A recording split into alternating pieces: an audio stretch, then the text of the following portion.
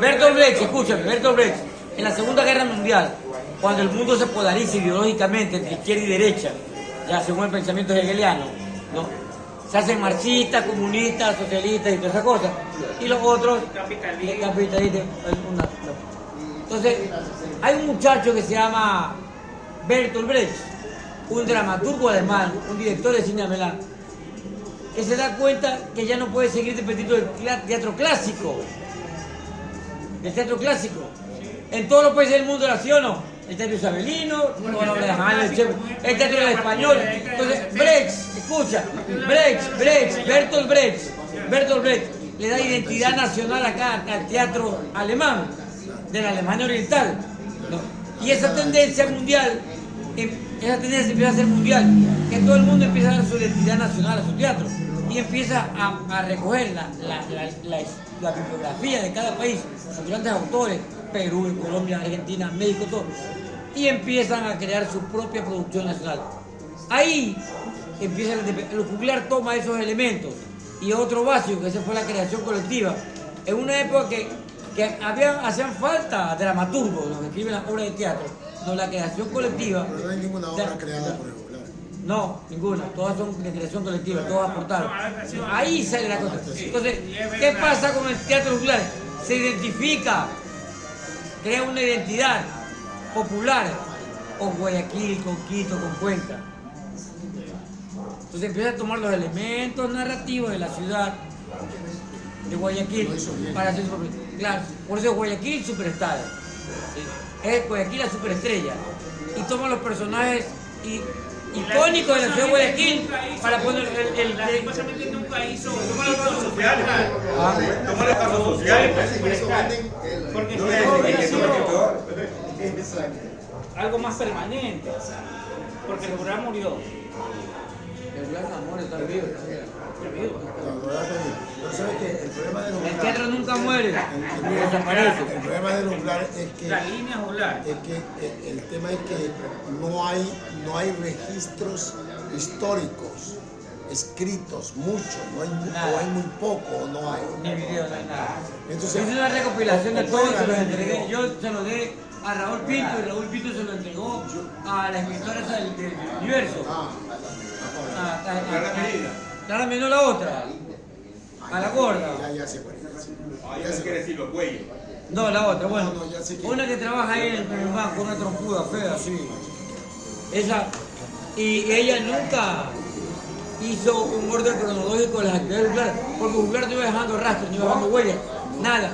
Producía y vivía la producción. Pero es interesante porque una nota interesante del juglar que a mí me parece es la memoria.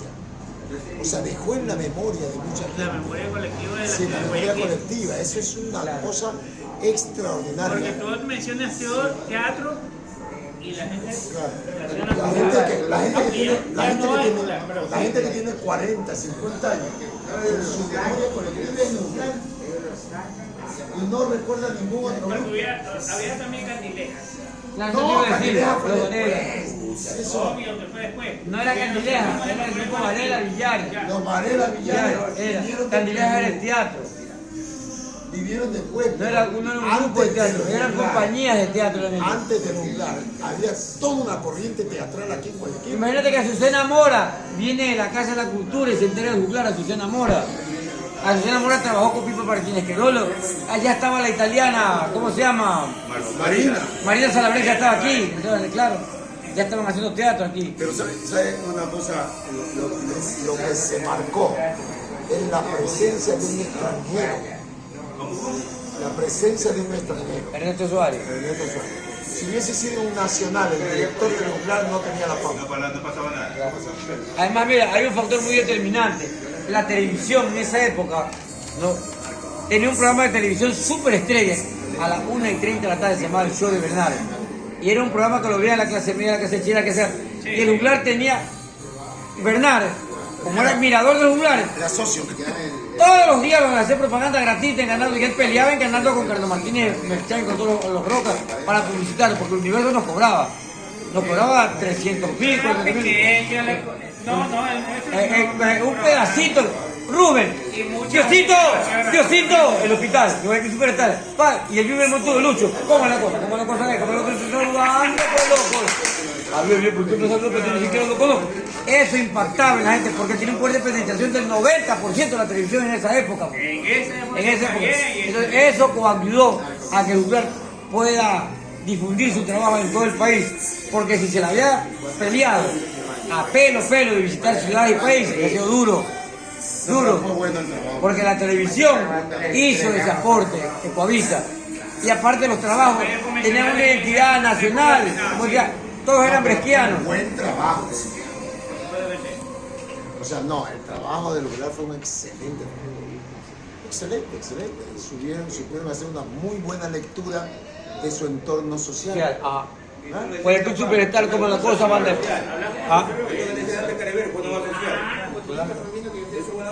Guayaquil Superstar fue la obra cumbre, de ahí vino como la cosa. La decadencia vino cuando Ernesto se va y empiezan a hacer otro montaje.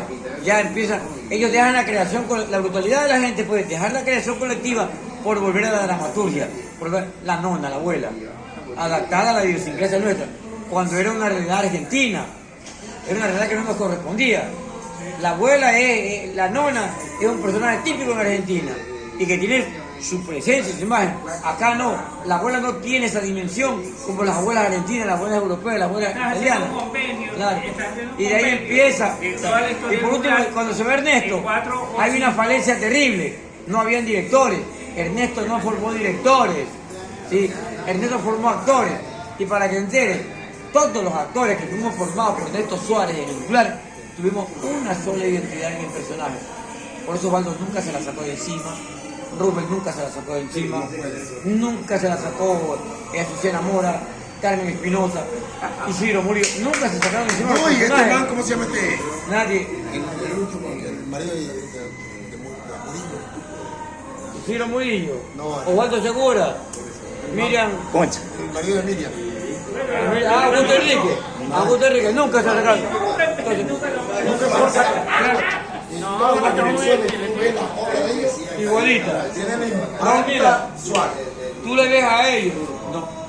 Cuando hacen pedagogía teatral, cuando se vuelven maestros, solamente son ejercicios de expresión corporal, ¿sí o no, Julio? Rostro, gesto, movimiento, y ahí acaba. No. Entonces, tú vas a otra escuela donde te enseñan el proceso de la historia del arte, de qué es la dramaturgia, qué es la dirección, cuáles son los 11 elementos. Pregúntale. En este medio es mucho más difícil enseñarles lo que es trabajo de laboratorio. Siempre es trabajo No, de es campo. difícil. Lo más- No, es difícil cuando no se enseña. No, es difícil. Mira, ¿cuál es el problema de Guayaquil? Un ministro de Cultura dijo aquí, en Guayaquil, teatro y cine y cultura para la sierra, para los monos, discotecas. Porque éramos bailarines. ¿No? Y ni siquiera potenciamos en la danza, en el baile, pues. Ni siquiera le dimos ese valor a la danza en nuestro país. El problema es cuando tú no formas públicos.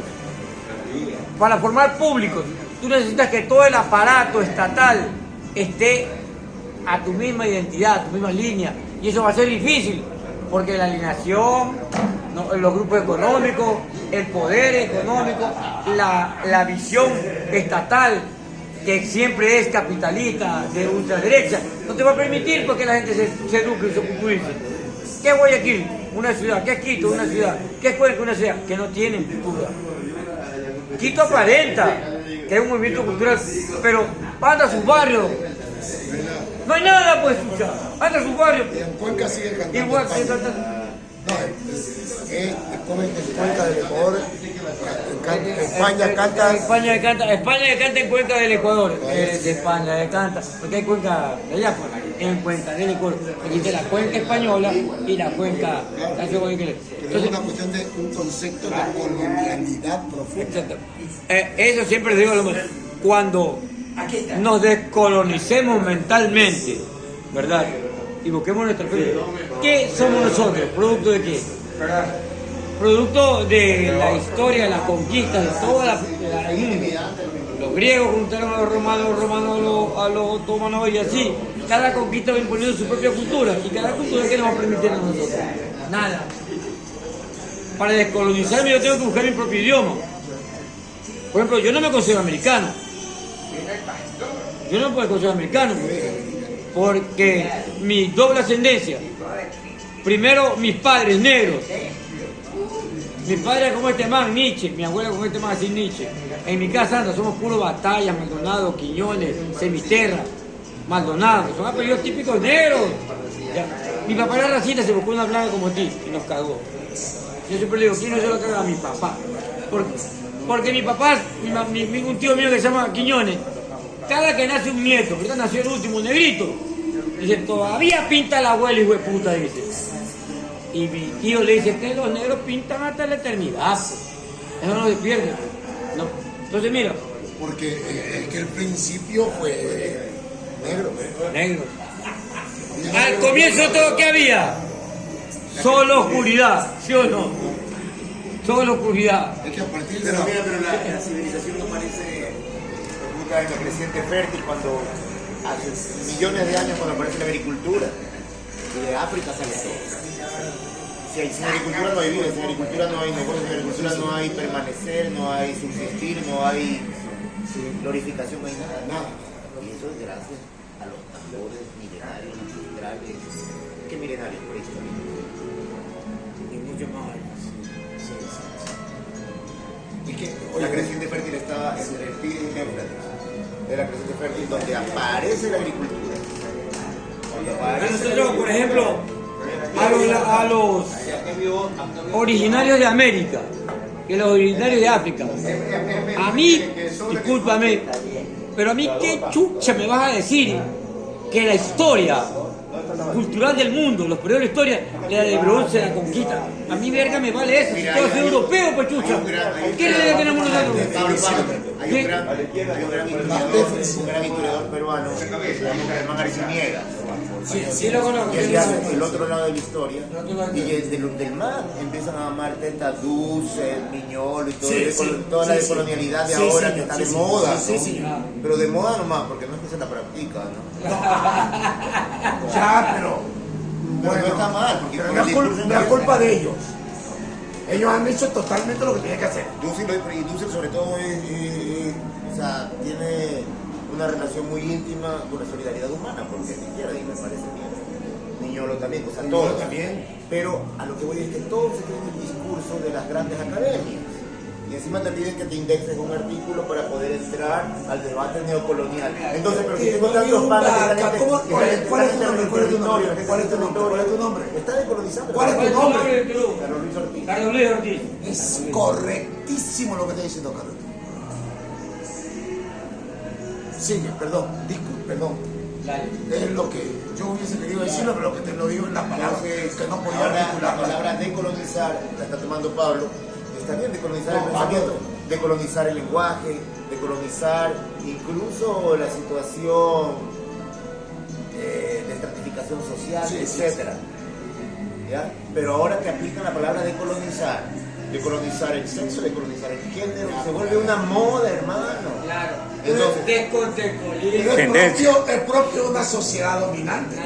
Porque la sociedad que domina tiene que utilizar tus propios recursos para seguir denominando. pero si estamos hablando de una sociedad, Ecuador, que toda la vida estamos esperando a ver qué pasa. ¿Qué pasa si me fuera a los hoy día 5 horas? ¿Qué pasa? Voy a cumplir, yo tengo 45 años, voy a llegar a viejo y esperando qué pase.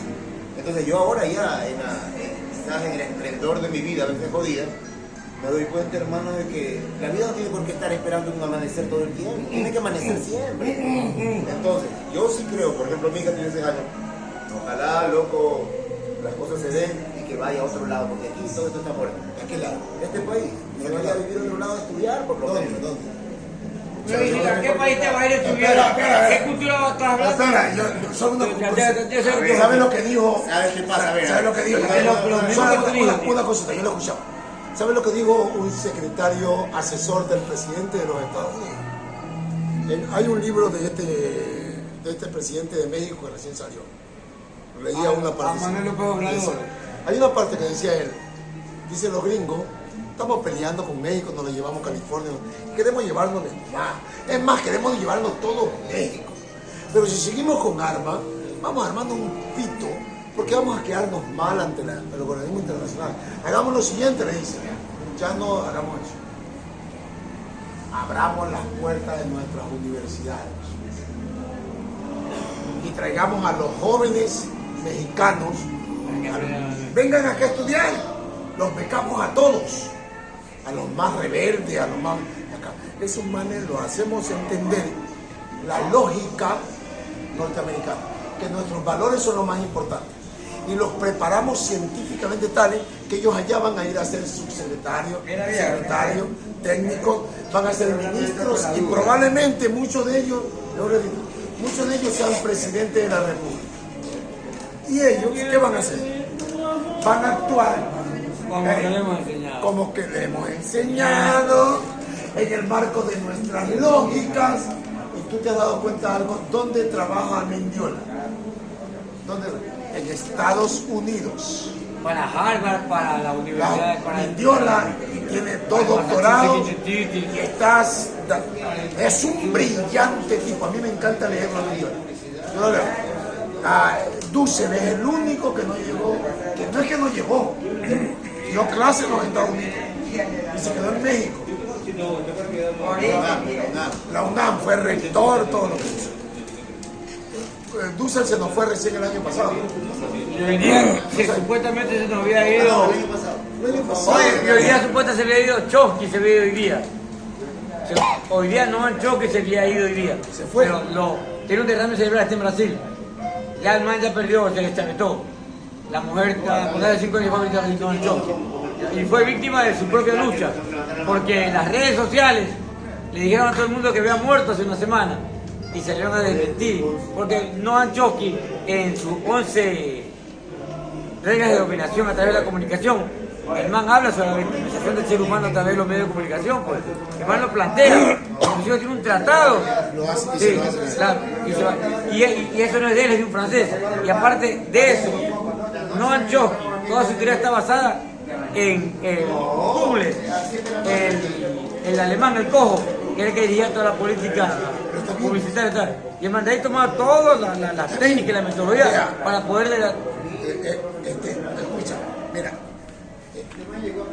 El cuestionar eso implica sumarte a la tesis de dominación de la sociedad dominante. También, si yo escribo algo